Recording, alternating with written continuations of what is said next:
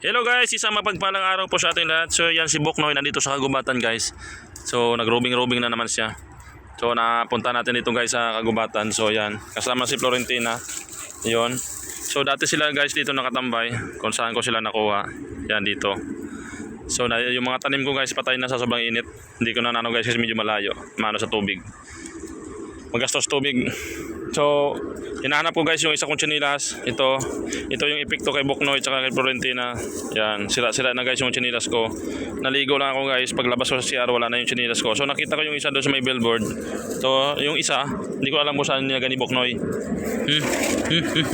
Boknoy ha? Boknoy ha? Saan mo nilagay ito Boknoy? Hanapin natin yung chinilas Boknoy. Saan yung nilagay yung chinilas ko? Naghahakot kasi guys itong mga laruan to si Boknoy, pati yung mga kapatid niya. So ito dati yung mga tinabasan ko dito. Kaso sobrang init guys, hindi lang natin tinuloy. At grabe yung init. Ay grabe, dito pala yung tambayan nila Boknoy oh. Yan guys. Yan, may bago silang tambayan dito sa mga damuhan. Yan, dito sila nagtatago mga kapatid niya kasi sa sobrang init. Kunin yung chinilas ko dali. Dali. Uy. Kunin yung chinilas ko doon, Boknoy. Yung chinilas ko sana.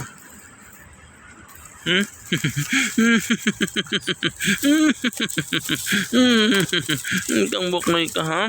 Tuntok ang bata ka ha? Tuntok ka ha? Tuntok ka ha? Tuntok ka nga ido ka ha? Ikaw rin tuntok ka rin ha? Mga makulit.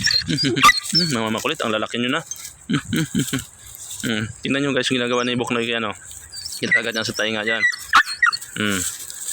Naghaharutan silang dalawa tapos nagkakasakitan. Yan, saan nyo nilagay yung mga chinilas ko? Ang grabing laro nila guys. Malaki na talaga si Florentina oh. Dalaga na talaga. Yan, pumasok si Florentina doon sa loob. Kunin mo yung chinilas ko dyan. Hoy, chinilas ko kunin mo dali. Yung chinilas ko ba? Kunin nyo. Magaling talaga guys yung mga aso magawa ng bahay-bahayan kasi gumawa sila doon oh. Doon sila sa ilalim ng mga damo. So sobrang init kasi ng panahon. Patay na talaga yung mga damo. Doon sa kalsada. Tayo na, huli tayo. Let's go. Let's go.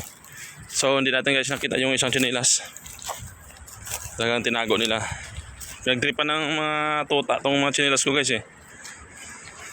So dati guys dito sila nakatira. Dito. Yan, nilagyan ko pa ng tubig yan dito. Yan. Dito sila dati nakatira guys. Dito, yung tirahan nila. Tapos nilagay ako ng tubig dito.